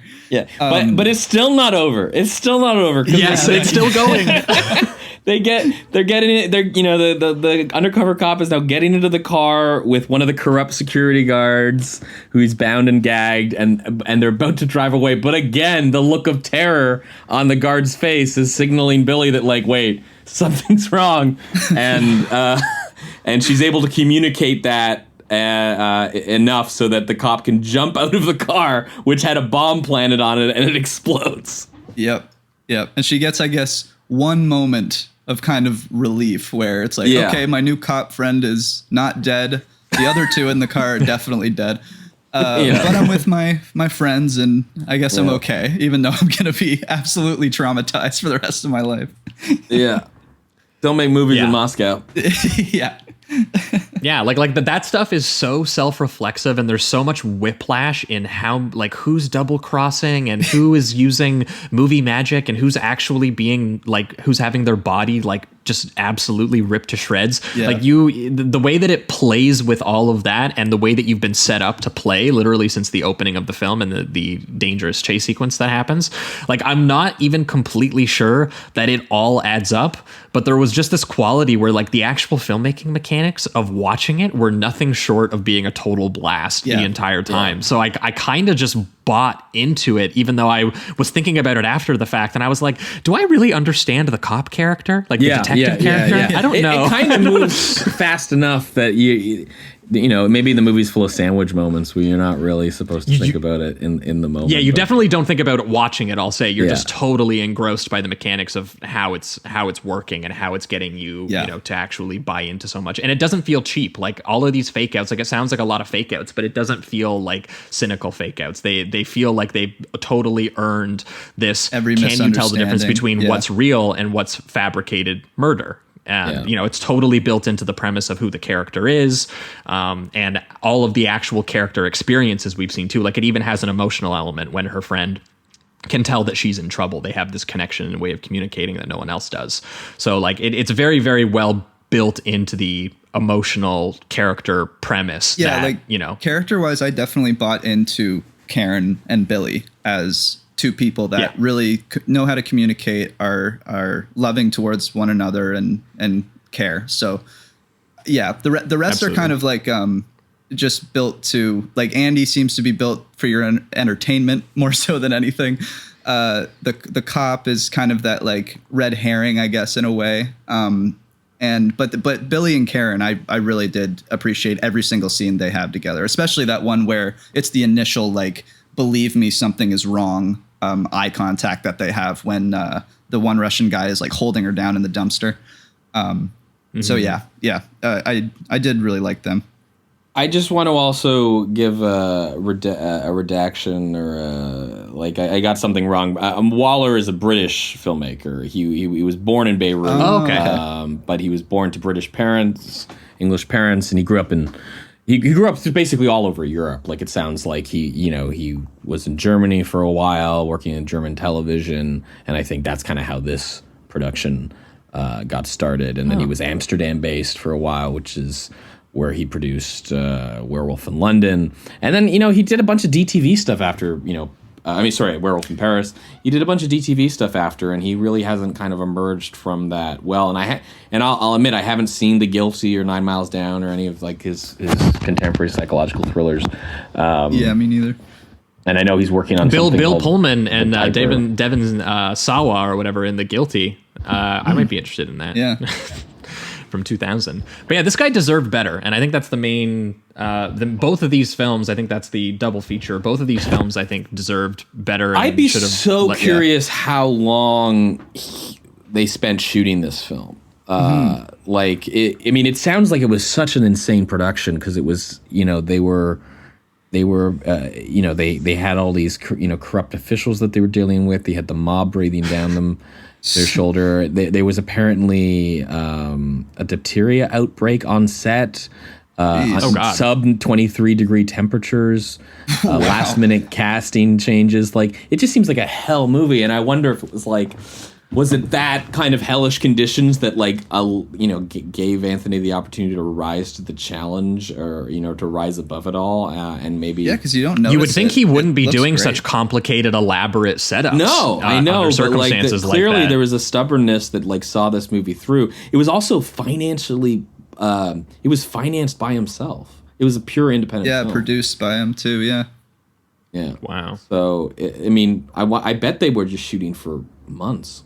It feels like the first act of the movie might have been like a 30-day shoot, just the first act. It just seems. Yeah, I mean, so I imagine intense. it would have to be just like the way that it moves through the set, like the geography of it, the visual, like how visually elaborate the actual camera moves are, and like the lensing that they're doing, where they're really showing off like the surroundings with the wide angle imagery and stuff like that as well. So yeah, they established that like before the initial chase sequence in the first 30 minutes, they really do establish every location, like every room in the studio that they're using, this like old warehouse or building or whatever they're using, before she starts running through everything. So you kind of feel like you have an idea of where she's going before she gets there, which is cool. And you can kind of see the choices that she's making and why she's making some of them, and how she's weaponizing her surroundings and the sound and what these characters can actually see of her. Like it actually is very subjective point of view elements, even when it's showing you these shallow focus, like,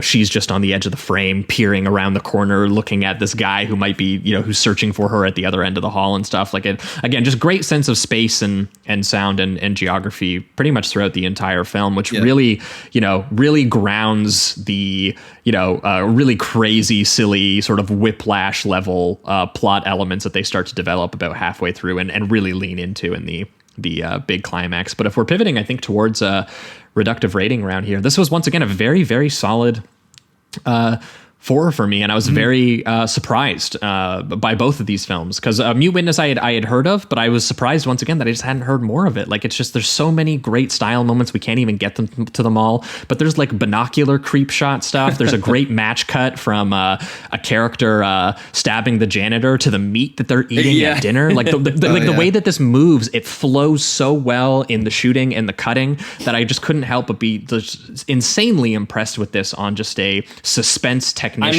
level. It's a film that clearly was living in a director's head for a decade. If that's as far back as when he shot Alec Guinness's cameo, like, it was something that he was living with this movie, and then he finally raised the money and was afforded the opportunity to make it, and he just was able to just pour out his vision that had been percolating for 10 years. Yeah. And I love the self-reflexive meta, like, this character knows the movie industry and knows how to make this stuff look real versus the real thing. Like the detective talking about when you watch, he researches snuff films, and he's talking about, you can tell when you're watching the film that you're watching the real thing by the look on the expression when the person realizes that they're about to die, and then the close up on the eyes. There's a bit of Peeping Tom in that concept. Absolutely. Yep. And but it should be a classic. It should be a classic of the decade. It should. And I do think Arrow might be putting together a Blu-ray if they haven't already. Like, I think finally this thing that would be getting fantastic. Because I could only find a DVD rip, and it still looked good actually. But I would love to see a Blu-ray. That'd be amazing. I've heard, because I've been looking for the 35, and I think I found it, and so I think a Blu-ray is coming. Incredible! That'll be exciting. Incredible. And I think it'll have a bit of a renaissance as a result. I think so. Yeah, this should be talked about more in the 90s thriller canon the same way that The Wrong Guy should be talked about in the 90s comedy canon. Very, very underseen. Very another thematic Please check connection. Yeah, these two really great. As I said at the start, like, one is a terrific genre parody, and the other one I think is a terrific genre pastiche. Like, it's just they're both incredibly indebted to films that came before them, and they were both emulating the aesthetic and form and structure with a really deft craft. Absolutely. Yeah. I'm also going to give it a 4. I loved all the meta stuff, kind of leaning into her job as a makeup artist, and specifically it seemed in horror. I love the idea of, like, what's real and what's fake, and how they're constantly tricking people from their perspectives into believing certain things are happening. There's a lot of rug pulls in this that do have like a whiplash and effect, literal rug pulls. Yeah. Yes. Yeah. Which was just one of my favorite gags. He had to have done that on purpose. That's just definitely. But yeah, the suspense in this is unbelievable. It's nonstop. It just keeps going, and I think that's also why I still enjoyed some of the comedic elements of it too, because as soon as there's something that kind of relieves you, you're just right back into the suspense again. I loved the communication between Karen and Billy. I thought that was really cool. I love that 3 zoom in on the eyes that Anthony does. I think it was very every effective. time you have real primal terror versus the fake shit. He emphasizes it. He wants you to know. Yeah, exactly. So yeah, I think this is solid. Everyone needs to go check this out. I'm shocked that it's so underseen. So yeah, 4 out of 5 for me. Yeah, for you, Peter. It'll be a 4. It'll be a 4 for me. I'm right with you on it. This is just a really strong thriller. Maybe there's one too many pulls by the end, and there's some the conspiracy stuff gets a little bit on the convoluted side, but the craft doesn't get much better in the 90s when it comes to a De Palma inspired thriller. So I just love this movie. Really glad that I could introduce you folks to it, and hope more people get to see it, and hopefully we'll have a Blu-ray to watch of it soon. Yeah. Thanks for bringing it. And honestly, expect it at Midnight Madness Presents. Hopefully next season. Definitely want to do it. Incredible. Hell yeah. Yeah, I'll be there for sure. Awesome. Well, thanks so much, Peter, for bringing these films with you. I think that's going to wrap it up for The Wrong Guy from 1997 and Mute Witness from 1995. Usually, Peter, this is where if you've got anything coming up that you would like to plug, we usually have you do that. And I know you're a busy guy. You've got lots of stuff so many things to plug. I mean, obviously, Midnight Madness is coming up. 10 Nights of Madness. At the Toronto International Film Festival. Really excited about the lineup this year. It's very eclectic. I couldn't believe that you got John Hyams, Kevin Williamson slasher. Where did that come from? Sick. I mean, just out of nowhere. There are certain filmmakers that I put IMDb notifications on, and it actually this popped on IMDb last year, and I was like, okay. So I just kept emailing John, who I met when I presented Universal Soldier 4 at Toronto After Dark. 10 years ago, or a little bit less. Regeneration or Day of Reckoning? Day of Reckoning. Day of Reckoning. What a fantastic film. Yeah, no, I mean, it's an incredible movie. And so I've known John for a while. I actually was very close to selecting Alone for our previous Midnight Madness. Nice. That film was... he sent a really very lean survival thing. Yeah, we covered it on the bonus transmission. It was solid. Yeah, it's solid. And I saw a really early rough cut of it. The thing that I mean, and in the end, I went with other movies, but I do remember when I watched it, even in a rough state, I just don't think there's a better action director in the West than John Hyams. Just in terms of awesome, when we talk about Waller's craft and Mute Witness, I think there's a similar canny ability that Hyams has that I think honestly eclipses his father's work. Like, he is such an incredible craftsman in terms of geography, in terms of how bodies react to violence, and he brings a lot of that to Sick, which is in the Midnight section. Beyond Midnight, I have 2 films that had just premiered at the Fantasia Film Festival that I'd encourage people to look out for on the festival circuit and beyond. One of them is Mickey Reese's Country Gold, which is a Garth Brooks biopic of sorts, but a very surreal version of Garth Brooks. It's about named in this movie Troil Brooks rather than Garth, but Troil is Garth's real name. And it's about Troil Brooks getting dinner with country singer George Jones in 1994, the night before George is to be cryogenically frozen. None of which actually happened, but it's kind of like my dinner with Andre. With country music. And if you've seen a Mickey Reese film before, he's a really prolific filmmaker in Oklahoma. I think this is his 29th feature film, and it is just as offbeat and warm and hilarious as his films, I think, are. And then he's the guy who did Climate of the Hunter, right? Indeed, he did Climate of the Hunter, yeah. And that was... Cool. That and Agnes were kind of his 2 attempts at horror movies, but his sensibility has always purely been comedy, and frankly, both Climate and Agnes are really comedies first. But I think this is probably the most pure Mickey film since his really terrific Elvis movie, Alien. If you ever want to catch that, if you're in the mood for it after the Baz Luhrmann movie, at 70-something minutes on, I think you can find it on the Alamo On Demand website, and I don't believe it's geo-blocked to Canada, but... yeah, it's cool. It's really good. And then I produced a film in Florida called The Artifice Girl, directed by Franklin Rich. It's his debut feature. It won the Audience Award at Fantasia and is just a terrific hard science fiction film. I think I'm biased because I was involved with it as a producer, but it actually came to me half finished.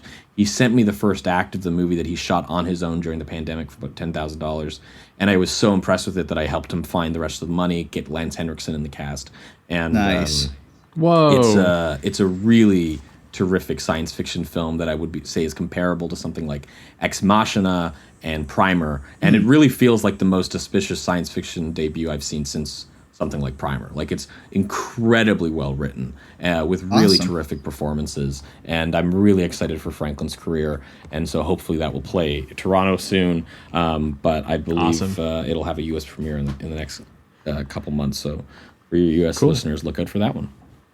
Yeah, well, we'll keep our eyes on it too. We're always looking for underrated genre stuff because we do have an end of the year list where we spend an hour and a half just doing honorable mentions of all of the direct to video and small genre stuff that nobody talks about to try and get people's watch lists getting a little bigger.